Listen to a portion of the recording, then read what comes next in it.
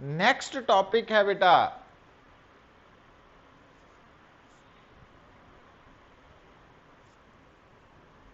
वो है wave optics. तो बेसिकली जदों आपां बेटा optics unit number 6 class +2 start किया सी, तो थानू मैं स्टार्टिंग च दसिया सी कि ऑप्टिक्स के अंडर असी जो लाइट और उसके नाल रिलेटेड डिफरेंट फिनोमिनाज है वो बारे स्टडी करते हैं। और वेव ऑप्टिक्स और रे ऑप्टिक्स नू क्लासीफाई किस तरह किया जाता बेटा कि जो सर्टन फिनोमिना है ਉਹਦੇ ਵਿੱਚ ਅਸੀਂ ਵੇਵ ਨੇਚਰ ਆਫ ਲਾਈਟ ਨੂੰ ਇਗਨੋਰ ਕਰਕੇ ਸਿੰਪਲੀ ਇਹ ਮੰਨਦੇ ਹਾਂ ਕਿ ਇਹਨੇ ਹੋਮੋਜੀਨੀਅਸ ਮੀਡੀਅਮ ਜੋ ਲਾਈਟ ਹੈ ਉਹ ਸਟ੍ਰੇਟ ਪਾਥ ਫਾਲੋ ਕਰਦੀ ਹੈ। ਔਰ ਉਸ ਕੇਸ ਦੇ ਵਿੱਚ ਅਸੀਂ ਜੋ ਲਾਈਟ ਨੂੰ ਰੇ ਆਫ ਲਾਈਟ ਦੇ ਨਾਲ ਰਿਪਰੈਜ਼ੈਂਟ ਕਰਦੇ ਹਾਂ ਵਿਦ ਅ ਸਟ੍ਰੇਟ ਲਾਈਨ, ਔਰ ਉਸ ਸਟ੍ਰੇਟ ਲਾਈਨ ਦੇ ਇੱਕ ਐਂਡ ਤੇ ਐਰੋ ਹੈਡ ਬਣਾ ਦਿੰਦੇ ਆ, ਜਿਹਦਾ ਮਤਲਬ ਹੈ ਕਿ ਇਹ ਡਾਇਰੈਕਸ਼ਨ ਆਫ ਪ੍ਰੋਪੋਗੇਸ਼ਨ ਹੈ, ਕਿ ਇਸ ਡਾਇਰੈਕਸ਼ਨ 'ਚ ਲਾਈਟ ਅੱਗੇ ਵੱਧ ਰਹੀ ਹੈ। बट इस तो इलावा कुछ होर फिनोमिना भी है बेटा जिथे वेव नेचर ऑफ लाइट नू कंसीडर करना ही पैंदा। बिना वेव नेचर नू कंसीडर किते तुसी उन्हां फिनोमिना नू एक्सप्लेन नहीं कर पाते, तो उस ब्रांच नू असी बोलते हैं वेव ऑप्टिक्स। हुण बेटा सब तो पहला एक गल नू क्लीयर करो कि जो लाइट है, जो लाइट है, अगर सानू कोई उसके बारे पूछे कि व्हाट इज लाइट, तो एक्चुअली लाइट क्या है ना, तो लाइट एक वेव है, ठीक। बट आजकल जो लेटेस्ट असी लाइट के बारे इंफॉर्मेशन है वो है लाइट पोजेसेस ड्यूल नेचर।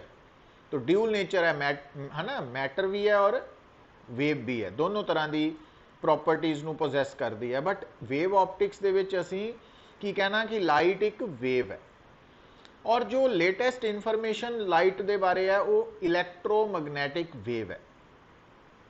और इलैक्ट्रोमैग्नेटिक वेव दे अंदर हुण एक्चुअली ये गल नू याद रखो कि कोई भी जो वेव है वो बेसिकली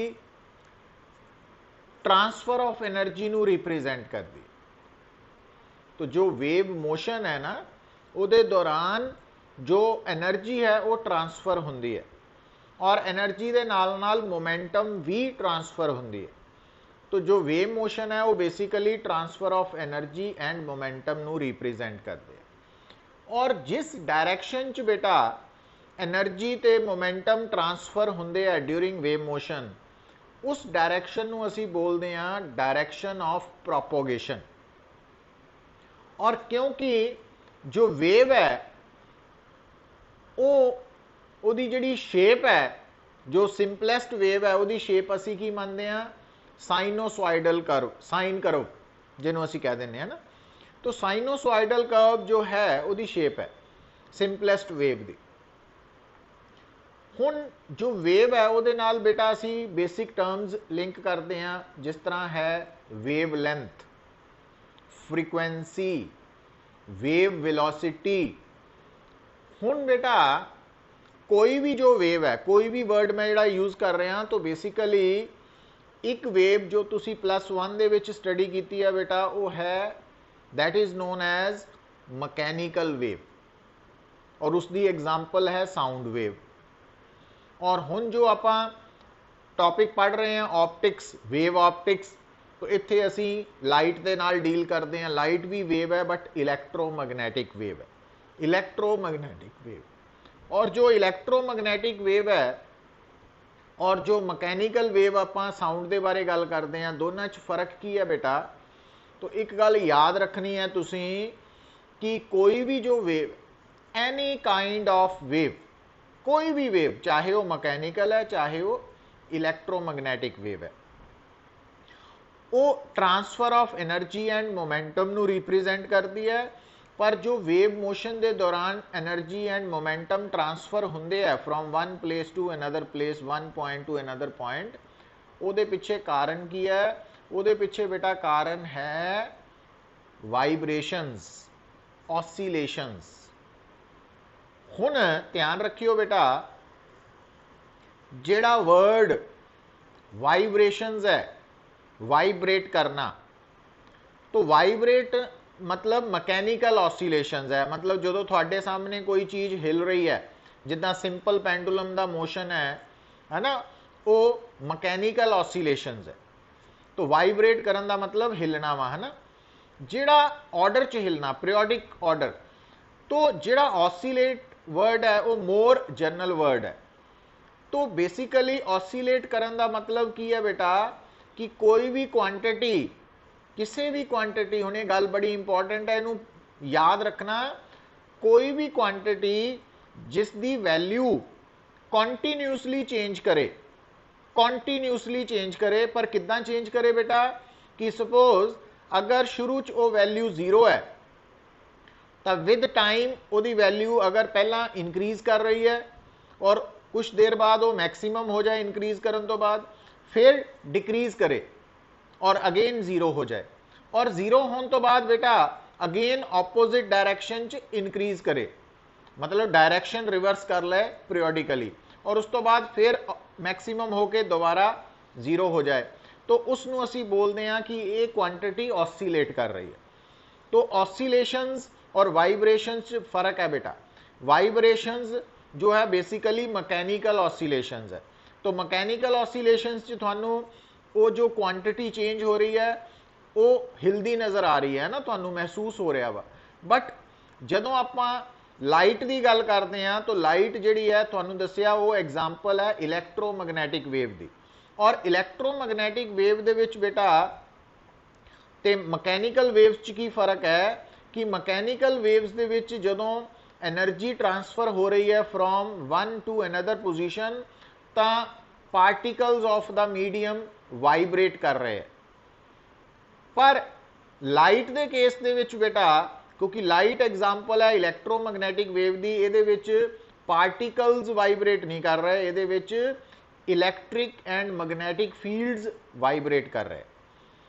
तो मतलब जो लाइट है, जो एग्जाम्पल है इलैक्ट्रोमैग्नैटिक वेव की, ਉਹਦੇ ਵਿੱਚ इलैक्ट्रिक ਤੇ मैग्नैटिक फील्ड ऑसिलेट कर रहे हैं। मोर एप्रोप्रीएट टर्म है ऑसिलेट कर रहे। तो ऑसिलेट करने का मतलब की है, अच्छा हुण electric field and magnetic field, ध्यान दिओ गल नूं सुनो बेटा।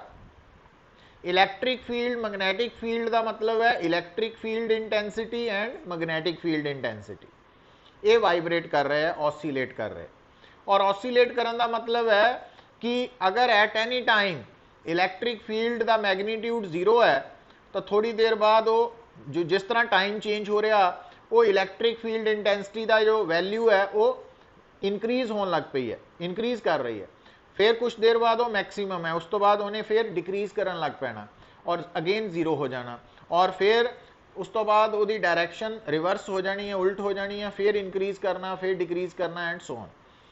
तो हुण बेटा जो लाइट है, लाइट इलैक्ट्रोमैग्नेटिक वेव है, वो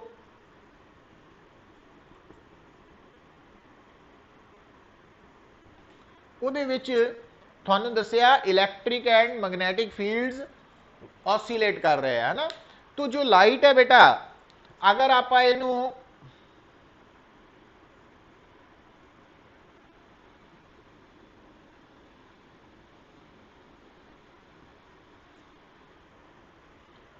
तो हुण तुहाडे सामने ये जिहड़ा वाइट बोर्ड का प्लेन है, ये है एक्स वाई प्लेन और जेड एक्सिस इस तरफ है बेटा। हुण बेटा तो जिस डायरेक्शन च लाइट अगे वधेगी, या लाइट दे अगे वधन का मतलब है जिस डायरेक्शन च एनर्जी ट्रांसफर हो रही है, उन्होंने असी डायरेक्शन ऑफ प्रोपोगेशन कहने हैं।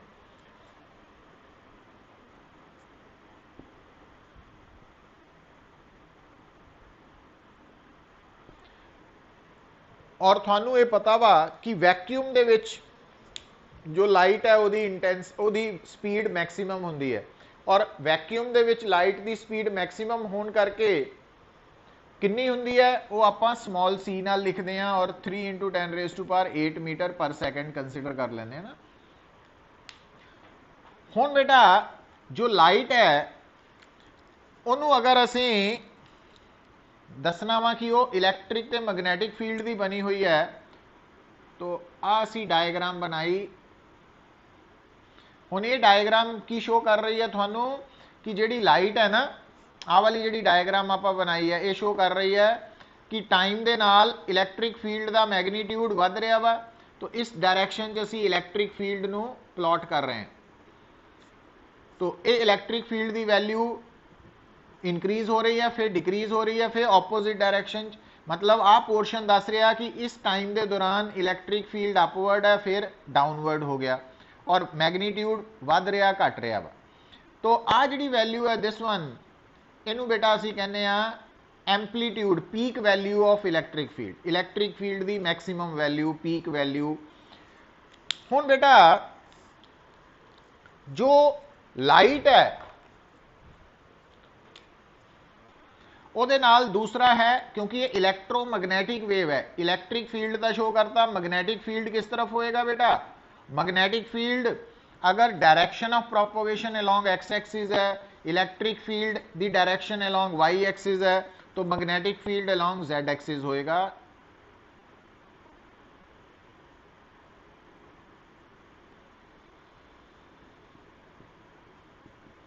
और आ है मैग्नेटिक फील्ड दी एंपलीट्यूड कर दो ना, बी नॉट।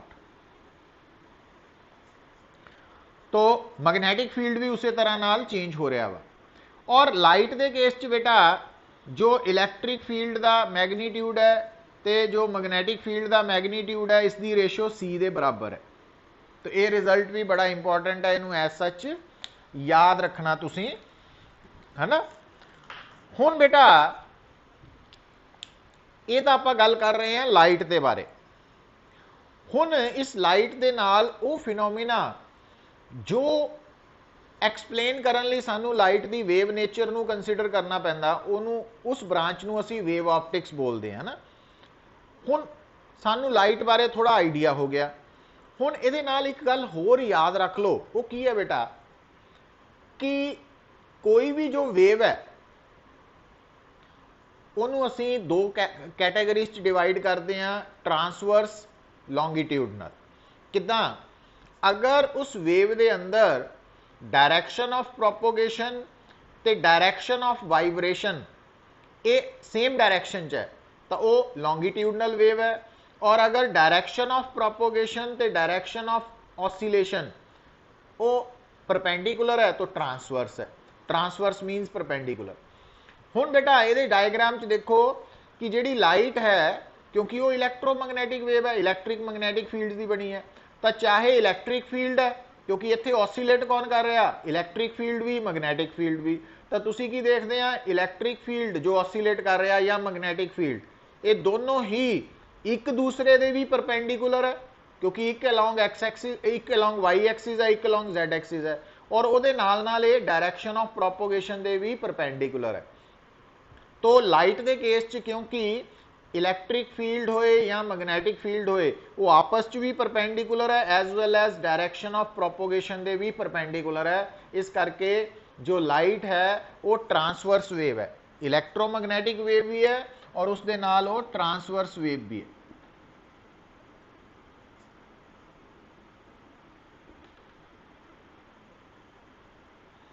Transverse wave. तो ये है बेटा रिगार्डिंग लाइट के बारे बेसिक इन्फॉर्मेशन जो सानू माइंड च रखनी है ना।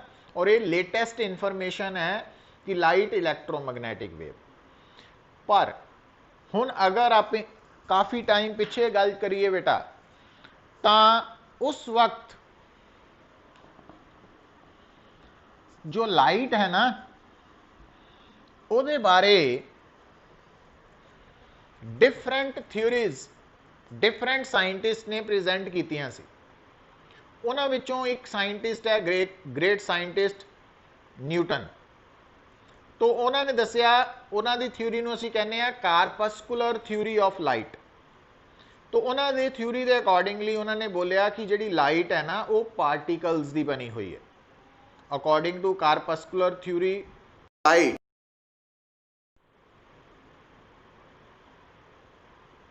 चलो देखो हुण देखो बेटा आपां गल कर रहे सी कि लाइट के बारे जो इनिशियली ये सोचा जाता सी लॉन्ग बैक अगो कि लाइट जो है वो कादी बनी हुई है, एक क्यूरियोसिटी सी। तो न्यूटन के अकॉर्डिंगली लाइट जो है वो पार्टिकल्स की बनी है और उस पार्टिकल नूं बोलते सी कार्पसल्स। और उस वक्त जो कार्पस्कुलर थ्योरी ऑफ लाइट है तो उहदे अकॉर्डिंगली अगर लाइट रेयर मीडियम च है तो उसकी स्पीड घट होएगी और डेंसर च ज़्यादा होएगी। जब एक्सपैरीमेंटल रिजल्ट्स आए बेटा तो एक्सपैरीमेंटल रिजल्ट्स ने दसिया कि जो लाइट है ना उसकी स्पीड डेंसर मीडियम च ज़्यादा वा और रेयर च डेंसर च घट है, रेयर च ज़्यादा वा। तो उत्थों फिर वो जी कार्पस्कुलर थ्योरी ऑफ लाइट है उन्होंने रिजैक्ट कर दिता गया है ना। हुण बेटा उत्थे एक नवी थ्योरी भी है वो प्रेजेंट की बेसिकली हाइगन। उन्होंने तुसी किस नाम नाल जानना वा,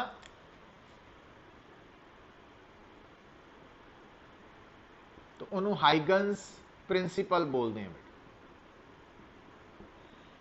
हाइगन्स प्रिंसिपल। हुण हाइगन्स प्रिंसिपल तक पहुंचने तो पहला सानू कुछ बेसिक टर्म्स बारे पता होना चाहिए बेटा। वो है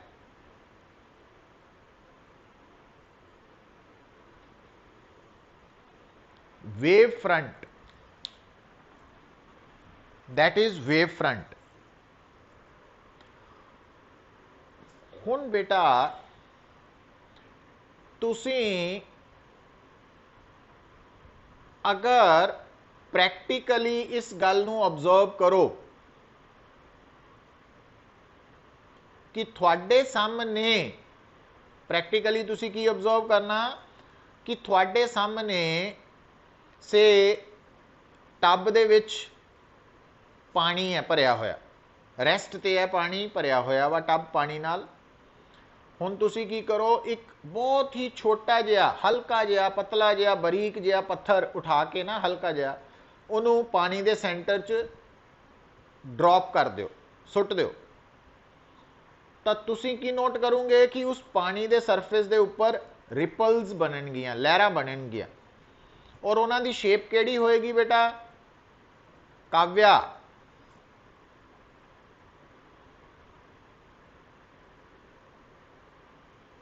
हाँ केड़ी शेप दे,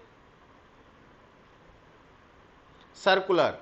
और तुसी नोट करोगे कि जदों तुसी पत्थर मारोगे है ना तो वो जड़ा मान लो एक बारी पत्थर मारिया, पत्थर की जगह तुसी की कर सकते हैं तो अपनी फिंगर दे नाल पानी नू टच कर सकते हैं। अगर तुसी पानी नू एक बारी फिंगर दे नाल टच करके छड्ड दिंदे आ तो एक रिपल बनेगी जिहड़ी सर्कुलर शेप च होएगी और वो टाइम दे नाल साइज च ग्रो करेगी, टाइम दे नाल वो फैलेगी, वड्डी हुंदी जाएगी सर्कल।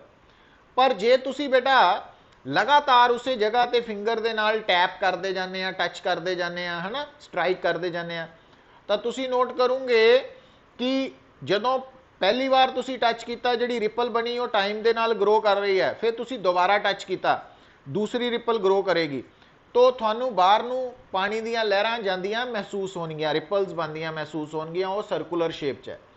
हुण एक्चुअली वो रिपल्स है की है, जे थोड़ी देर लिए सोचिए बेटा तो होया की है बेसिकली कि जदों आपां उस पानी नू टच नहीं सी कीता, पानी रेस्ट ते सी, तां असीं मन सकते हैं कि वो पानी दे सारे मॉलिक्यूल्स जिन्हां तो मिलके पानी बनिया ना, तो आपां मॉलिक्यूल्स नू पार्टिकल्स वर्ड यूज कर लेने।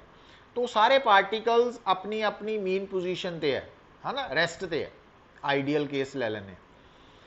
तो जिद्दां ही तुसी उंगल दे नाल टच किया तां पानी दे वो मॉलिक्यूल्स आपां आइडियल केस ले लेने कि मान लो जिद्दां ही तुसी उंगल दे नाल फिंगर दे नाल टच किया तो एक मॉलिक्यूल जिथे उंगल लगी उत्थों डिस्टर्ब हो गया। जिद्दां ही वो डिस्टर्ब होया बेटा तो उन्हें अपनी मीन पोजीशन तो डिस्टर्ब होने तो बाद उन्हें वाइब्रेट करना शुरू कर देना वा, क्योंकि वो मीन पोजीशन बेसिकली की सी, स्टेबल इक्विलिब्रियम पोजीशन। तो जिद्दां ही उस मॉलीक्यूल ने वाइब्रेट करना शुरू किया तो वो मॉलीक्यूल के जिहड़े सराउंडिंग मॉलीक्यूल्स है ਉਹਦੇ ਨਾਲ जुड़े होने करके उस मॉलीक्यूल की डिस्टरबेंस उन्हां कोल भी पहुँच जानी है तो वो मॉलीक्यूल्स भी आले दुआले वाले वाइब्रेट करन लग पे उस तो बाद उन्हां दे नैक्सट नेबरिंग मॉलीक्यूल उस तो नैक्सट तो उसदे नाल की होया कि जिहड़ा सर्कल है वो वड्डा होना शुरू हो गया। हुण बेटा तुहानूं याद होएगा +1 च असीं टॉपिक पढ़ते हैं SHM कि जदों कोई पार्टिकल वाइब्रेट करता है ना तो आइडियली असीं उहदे नाल जदों वो मान लो पहली बार मीन पोजीशन तो एक्सट्रीम वाल जा रहा तो असी अगर मीन पोजीशन ते उहदी फेज़ नूं कहने आ 0 डिग्री तो अगर वो एक्सट्रीम ते पहुँच गया पॉजिटिव एक्सट्रीम ते तो असी कहने इहदा फेज़ 90 डिग्री हो गया π/2। हुण अगर वो वापस आ गया मीन ते तो असी कहने इहदा फेज़ 180 डिग्री हो गया। हुण देखो ये जिहड़ा एंगल है जिन्हों असी इत्थे टैक्नीकली फेज़ वर्ड नाल यूज़ कर रहे हैं है ना एड्रैस कर रहे हैं ये जिहड़ा फेज़ है वो की दस रहा कि अगर मैं कहां वाइब्रेटिंग पार्टिकल का फेज़ 0 डिग्री है तो इसका मतलब वो पार्टिकल हाले मीन पोजीशन तो वाइब्रेट होना शुरू ही होया वा है मीन पोजीशन ते बट वो एक्सट्रीम वाल जान नूं तैयार है। अगर मैं कहां उस पार्टिकल का फेज़ हो गया 90 डिग्री या π/2 रेडियन तो इट मीनस वो वाइब्रेट हो रहा पर वो पॉजिटिव एक्सट्रीम ते आ गया। अगर मैं कहां वह फेज़ हो गया 180 डिग्री या पाई रेडियन इट मीनस वो वापस मीन ते चला गया और वो नैगेटिव एक्सट्रीम वाल जान नूं तैयार है। अगर मैं कहां वह फेज़ हो गया 270 डिग्री इट मीनस वो नैगेटिव एक्सट्रीम ते पहुँच गया। अगर मैं कहां वो वापस मीन ते आ गया वह फेज़ 2 पाई रेडियन हो गया है ना। तो अगर मैं कहां पार्टिकल का फेज़ 2 पाई है रेडियन है इट मीनस उन्हें एक वाइब्रेशन कंप्लीट कर ली। अगर 4 पाई है इट मीनस उन्हें 2 वाइब्रेशन कंप्लीट कर ली हैं। तो ये जिहड़ा एंगल है जो असी वाइब्रेशन च उन्होंने फेज़ के नाम नाल बोलते हैं वो बेसिकली तुहानूं की दस रहा कि पार्टिकल वाइब्रेशन के दौरान उस वक्त गिवन टाइम ते कित्थे है और किधर नूं जाण दी कोशिश कर रहा है ना जा रहा वा या किधर नूं जाना चाहता वा तो सारा कुछ सानूं फेज़ तो पता लग जाता। हुण बेटा एक्चुअली जो पानी है पानी का सरफेस है प्लेन 2 डायमेंशनल ते प्लेन सरफेस के उपर तुसी सर्कल ड्रॉ कर सकते हैं ठीक है ना।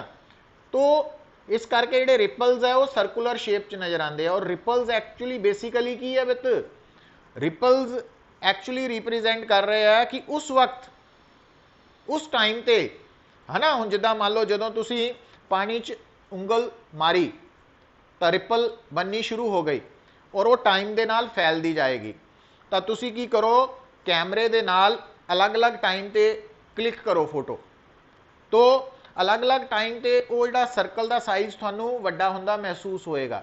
उसदा मतलब है कि जिद्दां जिद्दां टाइम बीत रहा जो डिस्टरबेंस है वो फर्स्ट तो सैकेंड सैकेंड तो थर्ड इन ऑल डायरैक्शन फैल रही है और एट एनी टाइम वो जिहड़ा सर्कल है ना सर्कल उस सर्कल के उपर जिन्ने भी पार्टिकल्स है वो वाइब्रेट तो कर रहे हैं बट उन्हां दी वाइब्रेशन इन फेज़ है। इन फेज़ का मतलब वो वाइब्रेटिंग पार्टिकल्स उस वक्त या इकट्ठे ही मीन ते होणगे या एक्सट्रीम ते होणगे या नैगेटिव एक्सट्रीम ते होणगे मतलब एट ए टाइम वो जिहड़ा सर्कल तुहानूं नज़र आ रहा उहदे उपर जिन्ने भी पार्टिकल्स है वो सेम फेज़ नाल वाइब्रेट कर रहे इक्को तरह नाल उपर जा रहे इक्को तरह नाल नीचे इस करके वो एक कॉन्टीन्यूअस सिस्टम अपीयर हो रहा सानू सर्कल नज़र आ रहा।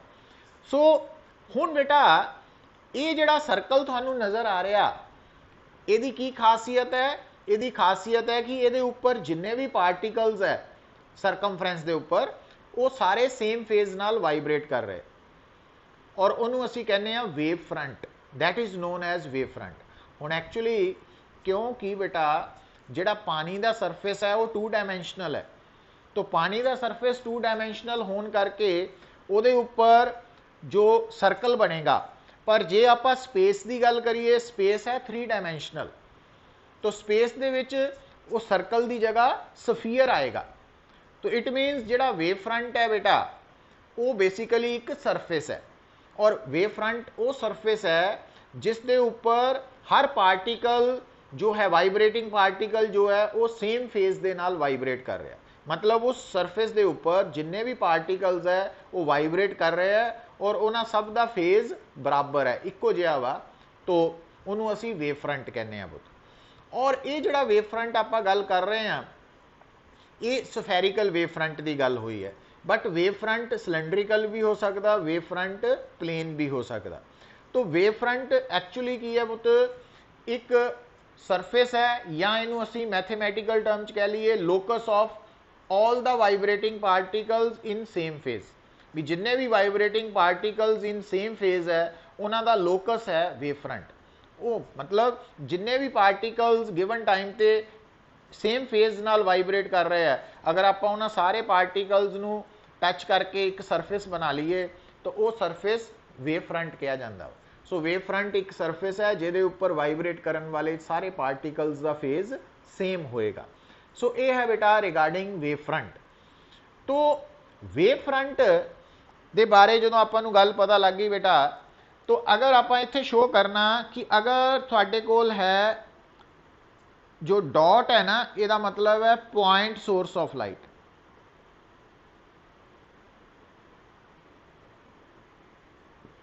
जिहड़ी पॉइंट सोर्स ऑफ लाइट है तो इसका वेव फ्रंट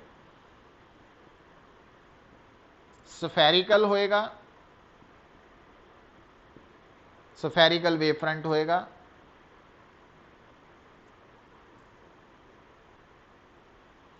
और इस सफेरिकल वेव फ्रंट नूं असीं इदां डबल एरो दे नाल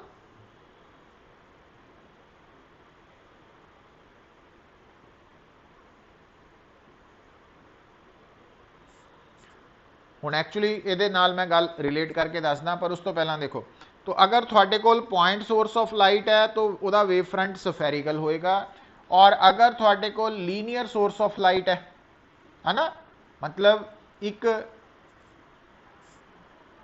वायर है वो लाइट पैदा कर रही है स्ट्रेट वायर, तो फिर बेटा जिहड़ा वेव फ्रंट होएगा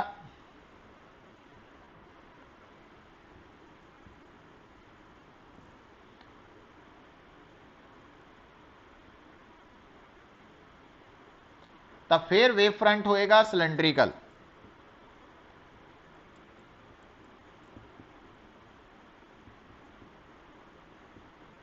सिलेंड्रिकल वेव फ्रंट।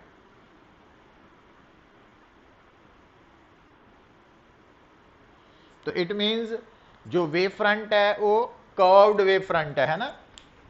पर हुण इत्थे देखो बेटा जो वेव फ्रंट है वो सफेरिकल भी हो सकता, सिलेंड्रिकल भी हो सकता। हुण बेटा एक गल नूं ध्यान च रखो कि जो अर्थ है,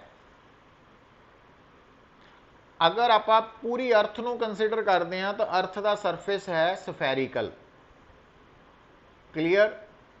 और तुसी बेटा अर्थ के सेंटर तो जस्ट कितनी दूर है, 6400 किलोमीटर रेडियस ऑफ अर्थ के बराबर। तुसी अर्थ के सरफेस तो सेंटर तो 6400 किलोमीटर अवे हैं सिर्फ, और जो अर्थ है वह पूरा सरफेस सफेरिकल है नो डाउट, पर तुहानू जिहड़ा अर्थ का सरफेस नज़र आ रहा वा जो थोड़े विद इन व्यू है वो थानू प्लेन महसूस होंदा, प्लेन सरफेस है ना। सरफेस अर्थ आप अगर छत ते खड़े हो जाइए हाई बिल्डिंग दी तो प्लेन सरफेस नज़र आना सानू। तो यदा मतलब अगर अर्थ के सेंटर ते पुत गल नूं सुनो, अगर अर्थ का सेंटर जिहड़ा वा उत्थे आपां पॉइंट सोर्स ऑफ लाइट रख दईए तो उस लाइट तो पैदा होया वेव फ्रंट दा अगर रेडियस सिर्फ 6400 किलोमीटर है तो उस पूरा wave front no doubt spherical है, पर वह छोटा जिहा हिस्सा उस सफेरिकल वेव फ्रंट का छोटा जिहा हिस्सा तुहानू की महसूस होना, प्लेन वेव फ्रंट। ठीक है, तो प्लेन वेव फ्रंट बेसिकली की है, कर्व्ड वेव फ्रंट का पार्ट है, कर्व्ड वेव फ्रंट का पार्ट। पर कदों, जदों curved wave front source of light तो काफ़ी दूर बन रहा तो उस कर्व्ड वेव फ्रंट का छोटा पार्ट प्लेन महसूस होएगा। तो प्लेन वेव फ्रंट नूं असीं इदां समझ सकते हैं, हुण बेटा पर उस तो पहला एक गल होर याद रखो कि तुहानू याद होएगा कि जिहड़ा इलैक्ट्रिक फील्ड का कंसैप्ट सी, इलैक्ट्रिक फील्ड यूनिट नंबर 1 ਉਹਦੇ ਵਿੱਚ ਤੁਹਾਨੂੰ याद होएगा कि इलैक्ट्रिक फील्ड ਨੂੰ ज्योमैट्रिकली रिप्रेजेंट ਕਰਨ ਦੇ ਲਈ ਆਪਾਂ ਇੱਕ ਤਾਂ ਡਰਾ ਕਰਦੇ ਹਾਂ इलैक्ट्रिक फील्ड लाइन्स, पर नाल ਤੁਹਾਨੂੰ याद होएगा उसे यूनिट ਦੇ ਵਿੱਚ ਆਪਾਂ ਇੱਕ टर्म यूज ਕੀਤੀ ਸੀ इक्विपोटेंशियल सरफेस। तो इलैक्ट्रिक फील्ड ਨੂੰ ज्योमैट्रिकली रिप्रेजेंट ਕਰਨ ਲਈ ਤੁਸੀਂ ਲਾਈਨਸ ਦੀ ਹੈਲਪ ਵੀ ਲੈ ਸਕਦੇ ਆ ਤੇ इक्विपोटेंशियल सरफेस की हैल्प भी ले सकते।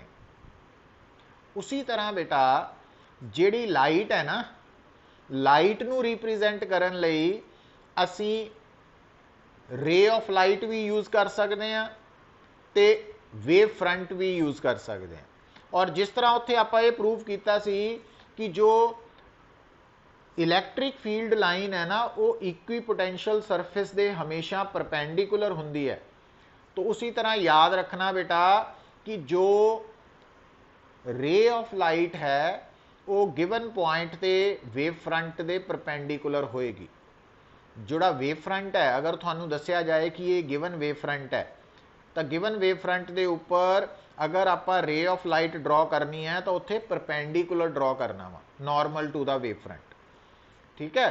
सो रे ऑफ लाइट की जो डायरैक्शन है, जिस तरफ असी स्ट्रेट लाइन ड्रॉ करके एरो ड्रॉ करते हैं, वो एरो की दस रहा उस पॉइंट ते लाइट की डायरैक्शन, जिन्होंने डायरैक्शन ऑफ प्रोपोगेशन बोलते हैं।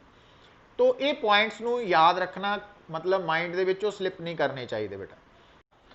कि जदों आप रे ऑप्टिक्स बारे गल कर रहे सी तो तुहाडे सामने एक सी डाइवर्जिंग बीम ऑफ लाइट, मतलब से आ है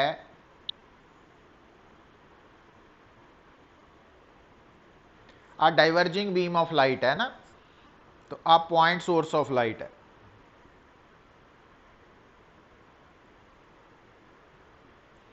तो हुण ये जिहड़ी लाइट है ये रे ऑफ लाइट 1 2 3 है। तो ये जदों दो या दो तो ज़्यादा रेज आ गई वो बीम कह दें उन्होंने कॉमनली, है ना, कलैक्टिवली। हुण बेटा इत्थे वेव फ्रंट किद्दां होएगा, सफेरिकल। और आ वाला एंगल आ एंगल 90 डिग्री होंगे सारे। तो हुण आ जिहड़ा एंगल है आप वेव फ्रंट ड्रॉ किया पुत, आ वाला वेव फ्रंट अगर ये T1 टाइम ते है तो आ वेव फ्रंट अगला वड्डा सफीयर ये T2 टाइम ली हो जाएगा, उस तो वड्डा सफीयर T3 अलग अलग टाइम ते हो जाएगा ना, जिदा जिदा रेज अगे जाएगियां। तो ये कॉन्सेंट्रिक सफीयर्स है। तो डाइवर्जिंग बीम ऑफ लाइट दे नाल किहड़ा वेव फ्रंट जुड़िया होया, सफेरिकल। और कन्वर्जिंग नाल भी उदा ही है पुत कि आ जिहड़ी कन्वर्जिंग बीम ऑफ लाइट है this one, converging beam of light, तो इन्हें बेसिकली इस पॉइंट पे कन्वर्ज करना, इनू सेंटर मान के असी सफीयर ड्रॉ कर लेना ना, तो आ एंगल 90 डिग्री आना। हुण रे क्योंकि इस तरफ जा रही है ना, बीम इस तरफ जा रही है, तो पहला इनिशियल आ टाइम आना, फिर आ टाइम आना पुत, फिर आ टाइम आना, and so on.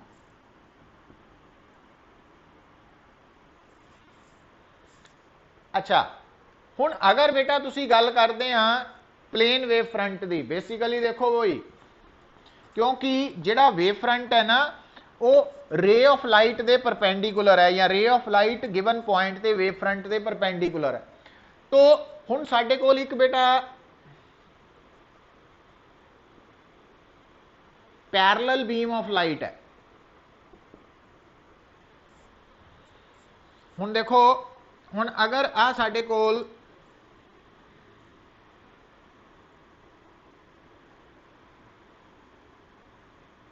Parallel beam of light है, तो हुण आ जिहड़ियां रेज है ये किहड़े वेव फ्रंट दे परपेंडिकुलर हो सकदियां, प्लेन। Plane wave front. तो आ पैरलल बीम ऑफ लाइट जिहड़ी है ये पैरलल वेव फ्रंट के परपेंडिकुलर हो सकती है। सो इहदा मतलब आप इदा भी याद रख सकते हैं बेटा, जिस तरह आप कहा ना कि प्लेन वेव फ्रंट कदों बनेगा। प्लेन वेव फ्रंट कोई भी जो कर्व्ड वेव फ्रंट है, अगर वो curved wave front source of light तो काफ़ी दूर बन रहा, तो उस कर्व्ड वेव फ्रंट का जो छोटा पार्ट है वो प्लेन वेव फ्रंट मन्निया जा सकता। पर दूसरी गल कि प्लेन वेव फ्रंट जिहड़ा वा वो पैरलल बीम ऑफ लाइट के नाल जुड़िया होया वा। तो जदों वेव फ्रंट प्लेन बनेगा तो इट मीनस आप कहांगे कि पैरलल बीम ऑफ लाइट वो लिंक्ड है उहदे नाल, ये याद रखना। हुण बेटा जो पैरलल बीम ऑफ लाइट है, हुण गल नूं समझो। हुण अगर तुहाडे कोल, हुण आ गल नूं समझियो बेटा, क्योंकि आप रे ऑप्टिक्स कर चुके हैं। अगर तुहाडे कोल बेटा आ है कॉन्वैक्स लेंस, सपोज इसकी फोकल लेंथ है 10 सेंटीमीटर और बाई कन्वेंशन आप +10 लेने तो +10 सेंटीमीटर यदि फोकल लेंथ है। सपोज आ ऑप्टिकल सेंटर है। हुण अगर असी एस की है पॉइंट सोर्स ऑफ लाइट, जिहड़ी पॉइंट सोर्स ऑफ लाइट है ये तो हमेशा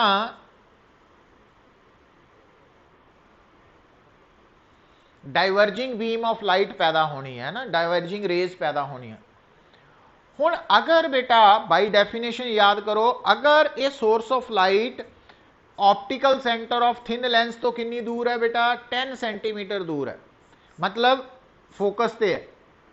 10 सेंटीमीटर दूर होने का मतलब है फोकल लेंथ 10 सेंटीमीटर मीनस ये फोकस से है। तो अगर सोर्स ऑफ लाइट फोकस से है तो इस लेंस चों पास करन तो बाद जिहड़ियां रेज है that would become parallel beam, क्योंकि इमेज इन्फिनिटी ते बननी है और इमेज इन्फिनिटी ते कौन बनांदियां, parallel rays, parallel beam of light. हुण बेटा हुण आ जिहड़ी सोर्स है ये पॉइंट सोर्स है, तो आ जिहड़ा रेज है ये डाइवर्जिंग बीम है, तो इन्हां दा वेव फ्रंट तां सी स्फेरिकल। पर जदों आपां इस सोर्स नूं पॉइंट सोर्स ऑफ लाइट नूं कन्वैक्स लेंस दे फोकस ते रखिया तो जिहड़ियां इमरजेंट रेज है, लेंस चों बाहर निकलण वालियां रेज है, वो पैरलल बीम ऑफ लाइट च कन्वर्ट हो गई, तो उन्हां दा वेव फ्रंट की हो गया बेटा, प्लेन वेव फ्रंट बन गया।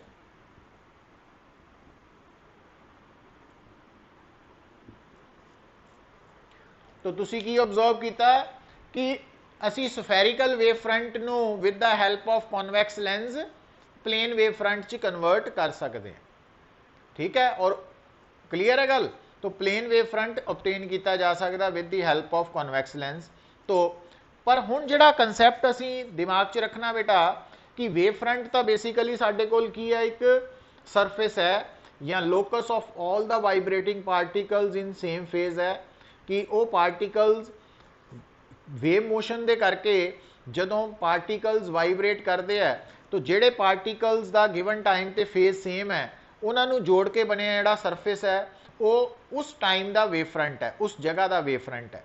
तो इदा जदों किसी मीडियम च वेव ट्रैवल कर ली है तो अलग अलग टाइम ते जिहड़ा वेव फ्रंट है वो अगे नूं शिफ्ट होंदा जाना वा, है ना। जिस तरह आप अगर एक जगह तो दूसरी जगह तुर के जाने या चल के दौड़ के जाने तो पहले स्टैप तो बाद दूसरा स्टैप, दूसरे तो बाद तीसरा स्टैप, तीसरे तो बाद चौथा स्टैप लेने तो साडी पोजीशन टाइम दे नाल बदलती जानी है ना, अगे अलग अलग पोजीशन ते अलग अलग टाइम ते पहुंची जाना। तो जिहड़ा वेव फ्रंट है बेटा वो भी इस तरह नाल अगे वधदा जांदा वा। ठीक है, लाइट दे नाल जिद्दां जिद्दां लाइट अगे नूं ट्रैवल कर रही है, जिहड़ी वेव फ्रंट की पोजीशन है वो भी फॉरवर्ड डायरैक्शन च अगे वधदी जांदी है।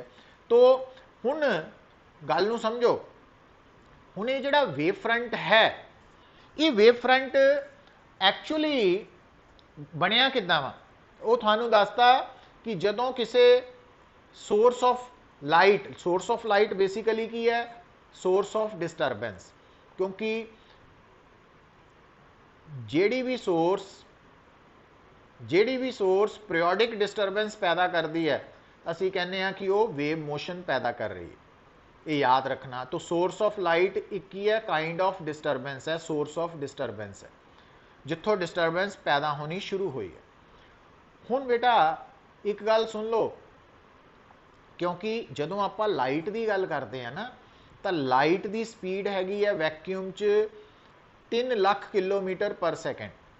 इहदा मतलब जे सपोज करो एक बहुत ही ओपन स्पेस है, बड़ी वड्डी लार्ज ओपन स्पेस है, आले दुआले कुछ नहीं है ना, उहदे लई आपां चला जाने आ इंटरस्टैलर स्पेस, मतलब गलैक्सीज़ दे विच खाली जगह वा जिथे कुछ नहीं है, उत्थे खड़े होके बेटा आपां सेंटर ते अपने हाथ च एक बल्ब ऑन करते हैं, तो बल्ब बन गया सोर्स ऑफ डिस्टरबेंस, है ना।